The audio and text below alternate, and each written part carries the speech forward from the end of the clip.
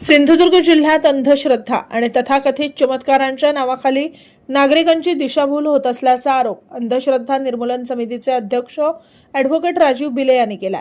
समितीने आतापर्यंत अशा प्रकारच्या अनेक प्रकरणांमध्ये संबंधित व्यक्तींना समज देऊन लेखी दिलगीरनामा घेतल्याचा दावा देखील त्यांनी केला।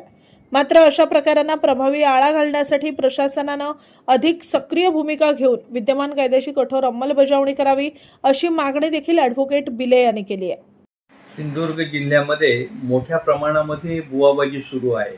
अंधश्रद्धा निर्मूलन समितीने आतापर्यंत जवळजवळ 10 ते 12 सिंधुदुर्ग जिल्ह्यातील बुवाबाजीचा पर्दाफाश केलेला आहे आणि अशा बुवांकडनं लिहूनही घेतलेलं आहे, त्यांचे माफीनामे सुद्धा घेतलेले आहेत आणि त्यातल्या 2 बुवांवरती आम्ही पोलिसात कारवाई केलेली आहे, केसेस दाखल केलेले आहेत।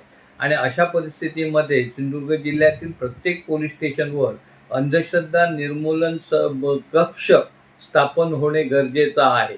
महाराष्ट्र सरकारने तसे सर्क्युलर काढलेले आहे की प्रत्येक पोलीस स्टेशनला अंधश्रद्धा निर्मूलन कक्ष असला पाहिजे, पण तो अंधश्रद्धा निर्मूलन कक्ष आज मी ती सिंधुदुर्ग जिल्ह्यातील एकाही पोलीस स्टेशनवर नाही। तरी DSP साहेबांनी याबद्दल लक्ष देऊन अशा प्रकारचा कक्ष प्रत्येक पोलीस स्टेशनवर स्थापित करावे, जेणेकरून बुवाबाजीला आळा बसेल असे वाटते।